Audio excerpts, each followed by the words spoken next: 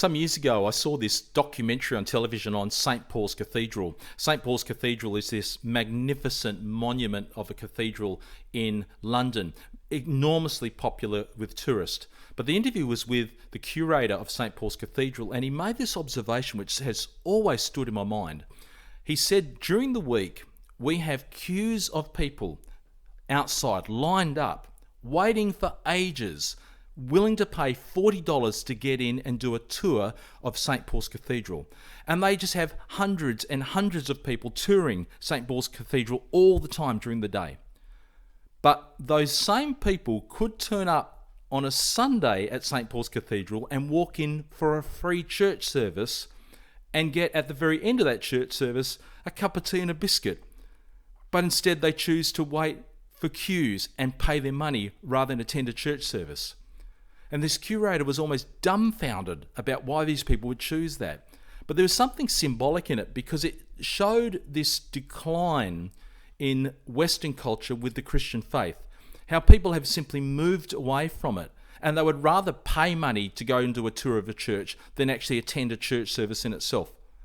Since 1945 in Australia, the amount of people who used to identify as Christian compared to now has halved.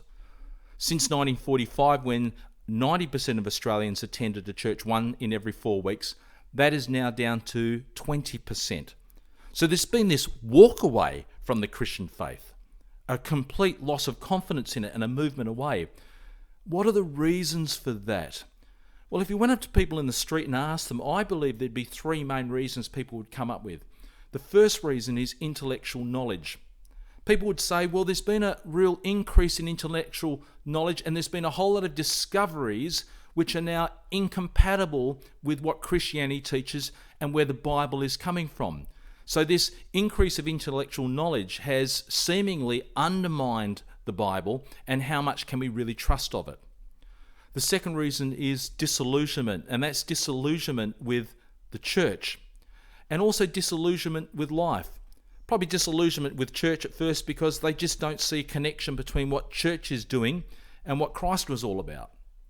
But I think life in general has disillusioned people. There's pains and disappointments and abuses people have experienced in life, and they say to themselves, well, if there is a God out there who cares for me, how can I simultaneously be going through some of these terrible experiences? It just doesn't match up for them. And the third reason is increased independence. In Western culture, we have an increase in technology, increase in wealth, and as a result, we now seem to be so independent we have no need for God.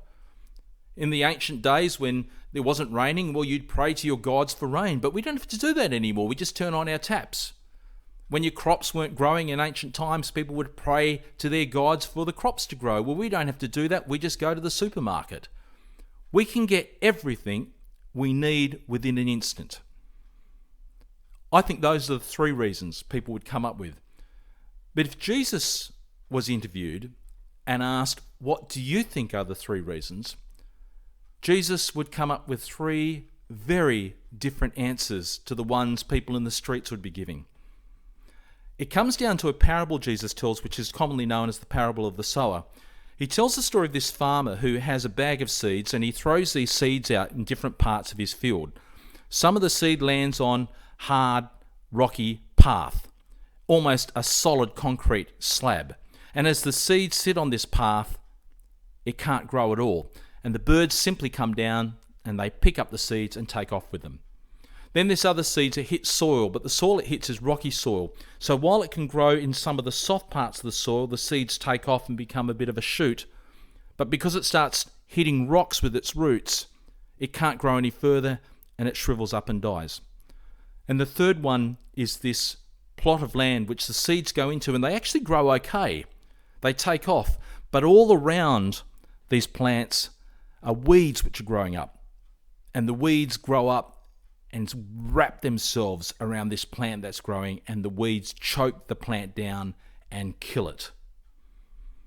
Now we have one advantage with this story. Jesus goes ahead and actually explains the meaning of this to the disciples. He says the first example of the seeds that's hitting the hard path. He said these are people who hear the gospel but they don't understand it. not intellectually don't understand it, but they just don't get it in their heart. They almost hear it, and then they distort what the message really is about. And when it becomes distorted, they end up believing in the distorted message. And Jesus almost says the desire for the truth is then snatched away. They just stick with what they think it's all about, and they reject Christianity based on the distortion.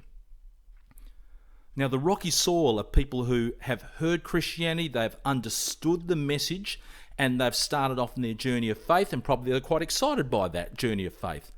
But what starts to happen as they grow in this faith and understanding, they start to come across family members or friends or people at work who aren't happy with what they are now believing, and they start to turn on them. They start to make them feel uncomfortable, and these people, after experiencing this, walk away from the faith. They didn't sign up for that, so they die off. And the third group are the ones that land in the soil and they grow well. But they're surrounded by two types of weeds. First of all, the weeds of worry and stress. That in this life, you just need to keep buying more things to keep yourself going. At any point, we could lose the lot. So you've got that stress.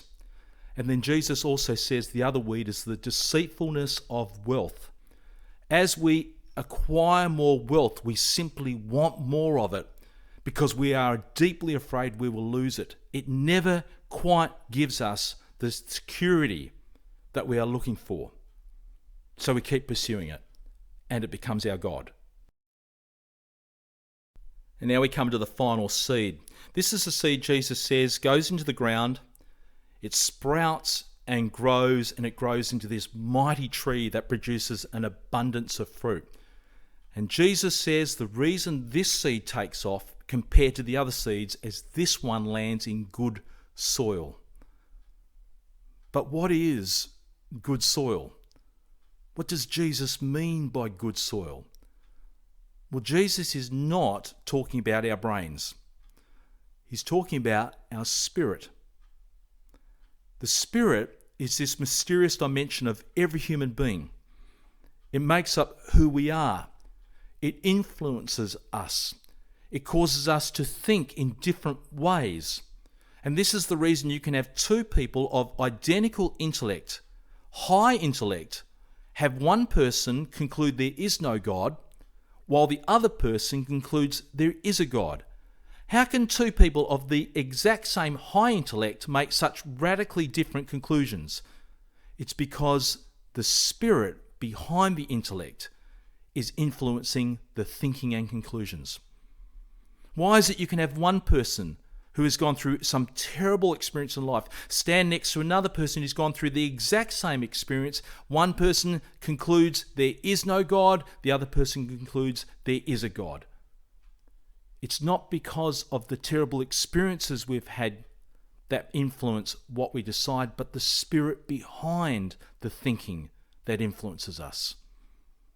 There are people in Western culture who have grown up surrounded by wealth and technology and have become addicted to all these things, and it controls their life. But there are others who have not allowed it to control them. Why is it? It's because the spirit behind our decision making is influencing us more than we think. And it's into the spirit the seed is being planted by God. And the seed that God plants in our spirit is not a daisy. It's not this weak, delicate flower. God's seed is always going to grow into a mighty tree. And when it hits the good soil, that mighty tree will grow past the weeds of life and overshadow them. That mighty tree will grow roots that will eventually break through further parts of the rocky soil in the distance. That mighty tree can even eventually lift concrete. And the reason why is because it's God's tree.